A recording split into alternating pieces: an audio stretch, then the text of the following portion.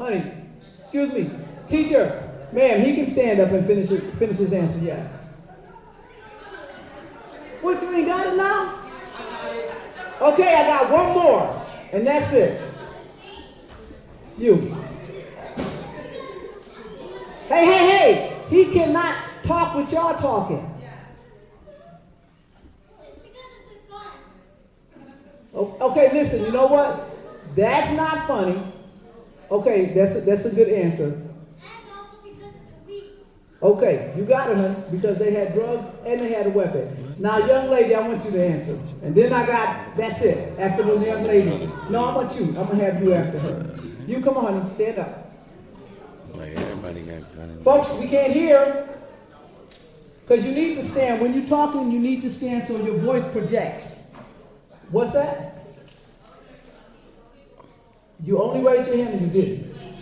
Oh, you was just playing. Okay, you was just playing. Okay, you. Okay, folks, listen. If you know honey, y'all can put your hands down because he's going to answer the question. And I'm going to see if he knows what he's talking about. Because your friends seem to think that you're going to have some kind of joke to answer. And if it's a joke, it's going to be on them. Okay, come on, honey. Answer. Yo, listen. Let's stop with the laughing. Y'all be serious. Come on, honey. I can't hear you. You're sitting down. Okay, why? Because you're in the car with him. But you know why? Because if I say the weed is mine, the gun is mine, in actuality it may not be mine. It's his. So when I go to court, there's no proof that it belonged to me. So then the one who it belonged to just got away. So if you need to know who you riding with, who you're hanging with, because to a certain extent it's not guilt by association, but if you're in that company, everybody's going to go. Same thing you're in a house, they come in and bust it, everybody's going to jail. So, as Mr. Diggs had said earlier, is you have to make good choices now while you are young. 13-year-olds can go to jail, they will go to detention till they are 16, then they will go to a prison. Okay? And we have somebody that will tell you what fun can be in the prison. But make good choices now. Think first. If it don't seem right, don't do it. It's not worth it. Your life is far more important. Get your education, at least get high school. I'm not trying to make you go to college because sometimes people can barely get out of high school. But at least get that high school education. Then you can do something with yourself. Join the service, do something with yourself. But try to do something with yourself. Now, young lady, with the hair and the big hoop earrings, you want to finish what I'm going to say? Because I'm going to close out. I thought you could close out for me. You want to? Come on. Come on. You sure? Okay, but see, that makes you look funny when you're talking like that because it's disrespectful, okay? And if you don't like what I'm saying, you ain't got to stay here. You can go with the teachers going on, okay? So, make good choices with your life, you guys. And you know what? If my child was in this audience acting like some of y'all, they'd have a problem with me when it was over. Just like Ms. Young said, I have a 30-year-old and a 24-year-old. They didn't act like this, and they don't act like this. So, and he needs to probably tell us what I'm going to finish and what the next person is going to say. Because it's not fun, honey. And the sad part would be for you to be the next person that I see get jammed up for something. You, light skin, yeah. Okay, thank y'all. And please make good choices with your lives, okay?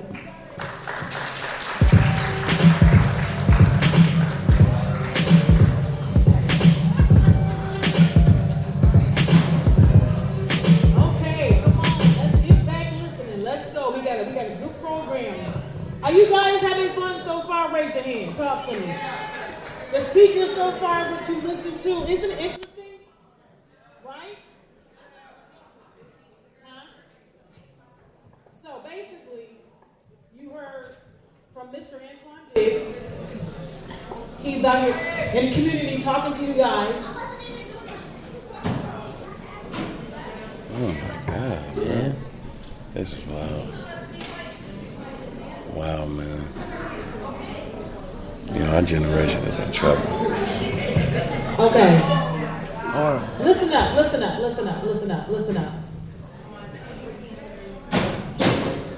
I give her to about the age of 15, 16. She's going to be knocked up somewhere. Man.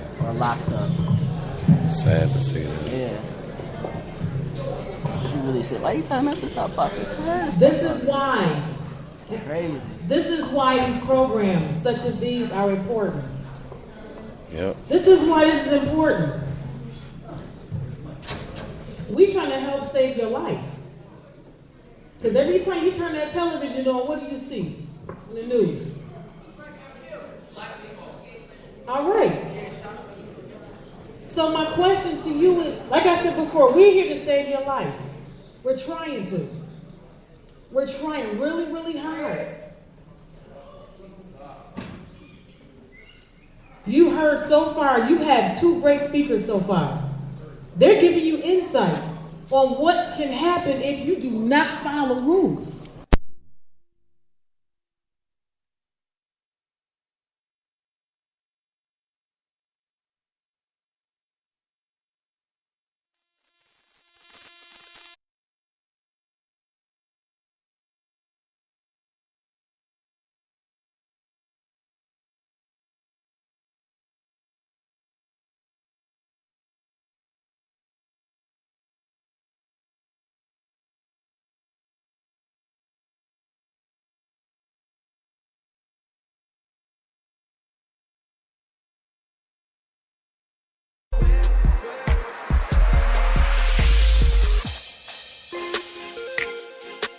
You already know what it is.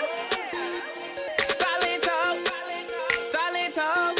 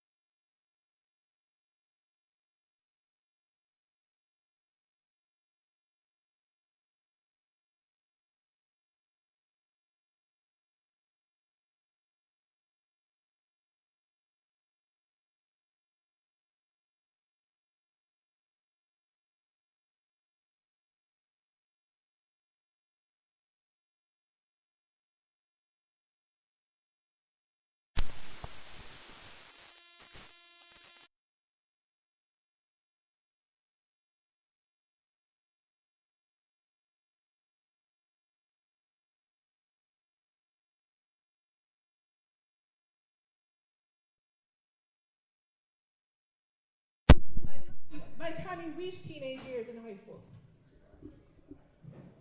3 of you will be dead. Show these speakers some respect. Because you're going to be calling your mother when you get called. Or your mom's going to be calling your dad when your dad laying on the ground. And the people sitting next to you and your friends, when you're laying out on the street bleeding out, is your mommy. Where you at? I'm dying, mommy. My son's best friend, a good Samaritan, picked him up off the sidewalk bleeding to death. He's holding his stomach, bleeding out. Miss, I don't want to die. Pray with me. They got the ECMC dead on site. He knew he was dying in that 2 minutes. 17 years old. If you value your own life right now, listen to what they got to say. My son called me 20 times in 2 hours begging to get out of jail. This is a gangster. Pay attention.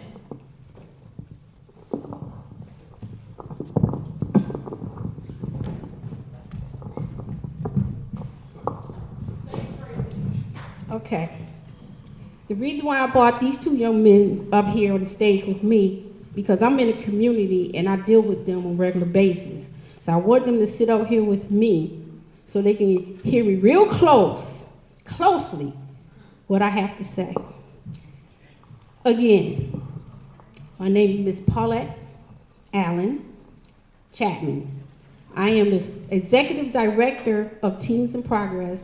I'm also sits on the board of Erie County Restorative Justice Coalition. And I just want to tell you a story about the time that I spent in jail as a correctional officer. It's no fun for me as an officer, so I can imagine how the inmates are. I done witnessed inmates getting raped, inmates getting stabbed up, inmates hanging themselves because they couldn't take it. I done witnessed inmates' eyes getting knocked out. I done witnessed gang members beating each other up. They break bread together and then they stabbing each other. I witnessed these type of things that I witnessed inside a jail. I also worked in a female jail. I worked at Bedford Hills. I worked at Albion. Bedford Hills is a female correctional facility for max inmates. Well, I've been there with Amy Fisher. If anybody familiar with the Amy Fisher, Miss Betty, they called her Miss White. She done decapitated her husband's head and sewed the dog head on his body. I done witnessed that.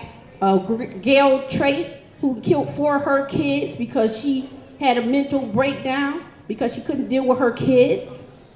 I done worked at Albion with girls looking like dudes with beards and sideburns, bigger than you, would tear your head off, and these women.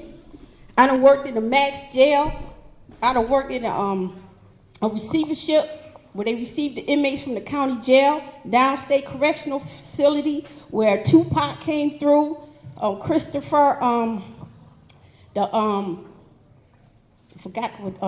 Christopher, I forgot his last name, but he killed the girl in Central Park on Prime, not the preppy killer. I done witnessed Slick Rick.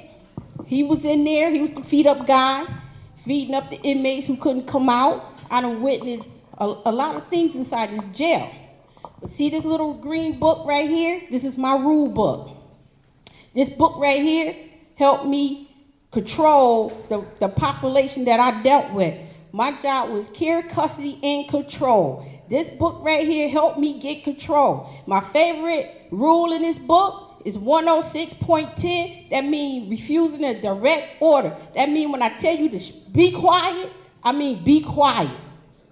Because if you don't, I will write you up. And when I write you up, my tickets look like novels. You will get locked up inside a jail that you already locked up. It's called SHU. You will be locked up in there with 1 hour of recreation. That's what you will get. And that's all you will get.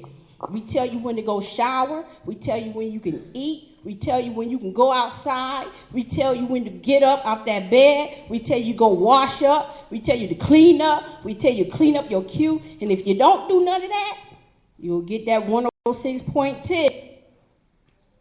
And you will go somewhere else and you ain't gonna like it. You will go on that I Love New York tour. You will get put out that jail, go to another jail, and then to another jail. And every jail is not nice. Because you will run across that big guy that will take you as his mate. They will rape you. They will take everything you have. Now, if you don't have family members that care about you because you ain't care about them, guess what? You won't get a visit. You won't get packages. You won't have money for your commissary to go to in your account to go to commissary to get the essentials you need because we give you 1 roll of toilet paper. That's supposed to last a whole month. You get that 1 quart craft bar soap that will dry your skin out and you would think you have a rash. Oh yeah. Oh, they'll do your dishes in that jail. It ain't nice in a state prison. You cannot do it on top of your head because if somebody tell you that, they lying. Because they do everything they can to get out of population. They go a PC. They call protective custody where they in another jail, another small population.